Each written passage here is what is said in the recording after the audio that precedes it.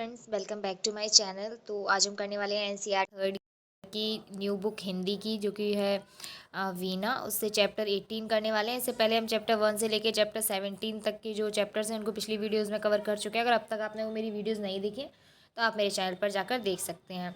तो ये है इस क्लास का हिंदी का लास्ट चैप्टर हिंदी की बुक का। तो चलिए देखते हैं इस बुक का इस लास्ट चैप्टर को भी देख लेते हैं। तो लास्ट चैप्टर है हमारा हम अनेक किंतु एक। सबसे पहले इसमें कविता दी गई है, तो सबसे पहले मैं उस कविता को देख लेते हैं कई प्रदेश के किंतु एक देश के, विविध रूप रंग हैं भारत के अंग हैं। भारतीय वेश एक हम अनेक किंतु एक, बोलियां हजार हैं टोलियां हजार हैं, कंठ भी अनेक हैं राग भी अनेक हैं। आगे है किंतु गीत बोल एक हम अनेक किंतु एक, एकमात्र भूमि है एक पितृभूमि है, एक भारतीय हम चल रहे मिला कदम, लक्ष्य के समक्ष एक हम अनेक किंतु एक। तो ये थी द्वारका प्रसाद माहेश्वरी जी की कविता। चलिए अब देखते हैं इसके प्रश्नों को। तो कुछ प्रश्न है ये बातचीत के लिए, एक एक करके इन प्रश्नों पर हम लोग चर्चा करेंगे। सबसे पहला प्रश्न है कि आप किस देश में रहते हैं और आपका प्रदेश कौन सा है। तो हम सब किस में रहते हैं, तो हम रहते हैं भारत देश में। और आपका अपना जो भी प्रदेश हो, जैसे कि अगर आप उत्तर प्रदेश से हैं, मध्य प्रदेश से हैं, अलग किसी प्रदेश से हैं, तो आप बता सकते हैं। अगला प्रश्न है आपके घर में कौन सी भाषा बोली जाती है। तो जो भी भाषा आपके घर में बोली जाती हो, जैसे हिंदी, मराठी, तेलुगु, तमिल, तो वो आप यहाँ पर बता सकते हैं। अगला प्रश्न है कि आपके घर के आसपास के लोग कौन सी भाषा बोलते हैं। तो ये भी आपको अपने हिसाब से बताना है, सबका उत्तर अलग अलग हो सकता है। सभी प्रदेश अलग हैं लेकिन सबका देश एक है। आपके मित्रों की टोली में कौन कौन है। तो आपके मित्र की टोली में कौन कौन है और वो किस प्रदेश या देश से है, ये आपको यहाँ पर बताना है। आगे देख लेते हैं कुछ प्रश्नों को। हम अनेक हैं किंतु एक हैं, उदाहरण देकर इस बात को बताइए। तो इससे मतलब है कि हमारे अलग अलग, हम कई धर्मों के हैं, अलग अलग धर्म हैं हमारे, अलग अलग जातियां हैं, अलग अलग देश से हैं, अलग अलग प्रदेशों से हैं, पर हम सब एक ही देश के हैं, हम सब एक ही हैं, क्योंकि हम सब क्या हैं, भारतीय हैं। तो इसलिए हम अनेक हैं किंतु एक हैं। हमारे धर्म, जाति, प्रदेश अलग अलग हो सकते हैं, लेकिन हम सब एक ही देश भारत के हैं और हम सभी क्या हैं, भारतीय हैं। अगला है कविता में भारत को विविध रंग रूप के बारे में बताया गया है। क्या है, भारत के विभिन्न रंग रूप के बारे में बताया गया है। विविध रूप रंग का क्या अर्थ है। तो विभिन्न रूप रंग का भारत के का अर्थ है कि यहाँ पे अनेक बोलियाँ हैं, अनेक जातियाँ हैं, सब सारी चीज़ें क्या है, अलग अलग है, संस्कृतियाँ सबकी अलग अलग है। तो यही भारत का विविध रंग रूप है। चल रहे मिला कदम, इस पंक्ति में कितने कदम मिलाकर चलने की बात कही गई है। तो आइए देख लेते हैं कविता में एक बार। ये देखिए यहाँ पर लिखा हुआ है, चल रहे मिला कदम, एक भारतीय हम चल रहे मिला कदम, लक्ष्य के समक्ष एक। कितने कदम, एक। हम सब क्या है, लक्ष्य के समक्ष एक कदम मिलाकर चल रहे। तो कितने कदम मिलाकर चलने की बात कही गई है, वो कही गई है एक कदम। सॉरी। कविता के समान ध्वनि वाले शब्द छांट कर लिखिए। जैसे कि प्रदेश, वैसे कि स्वदेश भी हो सकता है, स्वदेश हो सकता है, साथ में विदेश हो सकता है। ये वाला शब्द है रंग, रंग से अंग हो सकता है, भंग हो सकता है। तो इस क्या है, रंग के समान रूप ध्वनि वाले हैं।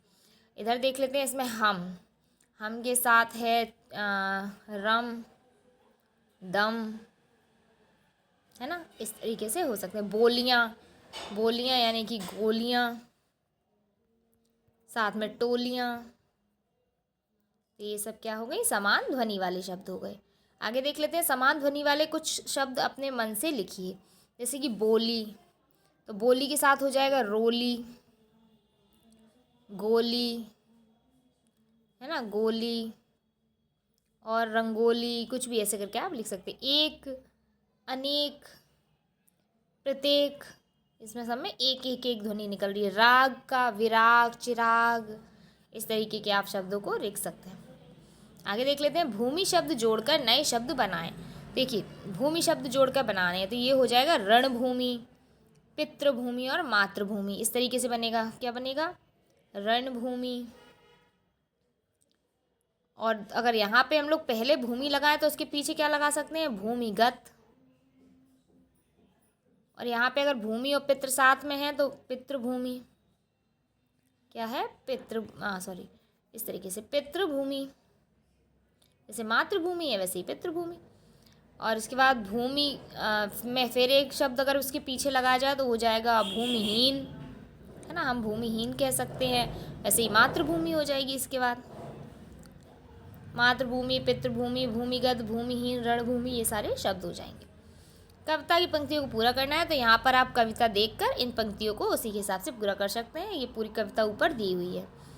सही अर्थ की जोड़ी बनाकर लिखिए। तो सही अर्थ की जोड़ी देखिए, कंठ मीन्स होता है गला, पहनावा का मतलब होता है वेशभूषा, विविध मतलब कई प्रकार के, और समक्ष मतलब सामने। तो ये हो गई हमारी सही जोड़ियाँ। चलिए आगे देख लेते हैं। सही अर्थ वाले वाक्य पर सही का चिन्ह लगाएं। भारतीय वेश एक का अर्थ है, भारतीय वेश एक यानी कि सभी भारतीयों का एक ही पहनावा है। भारत में अनेक प्रकार की वेशभूषा है लेकिन सभी भारतीय एक है। सभी भारतीय एक है लेकिन वेशभूषा अलग है, तो यही हो जाएगा इसका सही उत्तर। बोलियाँ हजार हैं, मैं हजार का अर्थ है बहुत सारी बोलियाँ हैं या हजार बोलियाँ हैं, तो इसका मतलब है बहुत सारी बोलियाँ। सिर्फ हजार ऐसी कोई गिनती नहीं है, हजार का मतलब था कि हमारे यहाँ कई सारी बोलियाँ हैं। यहाँ पर देख लेते हैं, पढ़िए और जानिए। तो यहाँ है एक, ये मैडम ये क्या बोल रही हैं कि मेरा नाम अथोईबी है। क्या है? अथोईबी। और मैं कहाँ रहती हूँ? मैं मणिपुर में रहती हूँ। मुझे खाने में एरोम्बा पसंद है। तो ये एरोम्बा जो है वो कहाँ बनता है? वो बनता है मणिपुर में। इनको देख लेते हैं। इनका नाम है, मेरा नाम है गुरप्रीत, मैं अमृतसर का रहने वाला हूँ। मैं बोल नहीं सकता, मैं संकेत भाषा में बात करता हूँ। खाने में मुझे मक्की की रोटी और सरसों का साग पसंद है। तो जो बोल नहीं पाते वो किस भाषा में बात करते हैं? संकेत भाषा में। और अमृतसर में क्या खाया जाता है? वो खाया जाता है मक्की की रोटी और सरसों का साग। आगे देखते हैं। मेरा नाम पूर्वा है, मैं महाराष्ट्र की रहने वाली हूँ। मैं मराठी भाषा बोलती हूँ और मुझे खाने में पूरन पोली पसंद है। तो महाराष्ट्र की फेवरेट जो सब लोगों की डिश है वो क्या है? तो वो है पूरन पोली। मेरा नाम वेंकट है, मैं तमिलनाडु का रहने वाला हूँ। मैं तमिल भाषा बोलता हूँ। खाने में मुझे इडली सांभर पसंद है। तो इडली सांभर कहाँ बनता है? तमिलनाडु में। इनको देख लेते हैं। ये कह रही हैं कि नाम मेरा हंसा है, मैं गुजरात की रहने वाली हूँ। मुझे गरबा डांडिया नृत्य बहुत पसंद है। मुझे खाने में ढोकला खांडवी पसंद है। तो गुजरात में कौन सा नृत्य होता है? वो होता है गरबा और डांडिया। और कौन सी डिश खाई जाती है? वो खाई जाती है ढोकला खांडवी। अब इनको देख लेते हैं। इनका नाम है यास्मीन। ये क्या कह रही हैं कि मैं यास्मीन हूँ, मैं लक्षद्वीप की रहने वाली हूँ। मुझे क्या लिखा हुआ है, सॉरी, ये कदलक्का मिठाई बहुत पसंद है। तो कदलक्का जो मिठाई है वो कहाँ खाई जाती है? लक्षद्वीप में। तो आपको ये सारी चीज़ें याद रखनी है कि गुजरात में क्या खाया जाता है। जैसे ढोकला खांडवी है ना, और मणिपुर में एरोम्बा था। उसी तरह अमृतसर में भी उन्होंने बताया मक्की की रोटी, बाजरा का साग, चने का साग। तो ये सारी चीज़ें, जैसे लक्षद्वीप में ये कदलक्का खाया जाता है, ये मिठाई खाई जाती है। तो ये सारी चीज़ें आपको याद रखनी है। यहाँ पे देखिए पूछे गए हैं प्रश्न। मणिपुर की अथोईबी को खाने में क्या पसंद है? तो उसे पसंद था एरोम्बा। क्या पसंद था? एरोम्बा। महाराष्ट्र की पूर्वा कौन सी भाषा बोलती है? तो महाराष्ट्र की है ना, तो वो मराठी बोलती है। तमिलनाडु के वेंकट को खाने में क्या पसंद है? तो तमिलनाडु के इनको क्या पसंद है? इडली सांभर था, इडली सांभर। ठीक है। गुजरात की हंसा का कौन सा नृत्य है? तो वह है गरबा डांडिया। कौन सा नृत्य था? गरबा डांडिया। इनको गरबा डांडिया पसंद था। चलिए आगे बढ़ते हैं। आप अपने प्रदेश के आसपास के 3-4 प्रदेशों की भाषा, खान पान, वेशभूषा, तीज त्योहारों के बारे में पता कीजिए और साथियों के साथ क्या है, चर्चा कीजिए।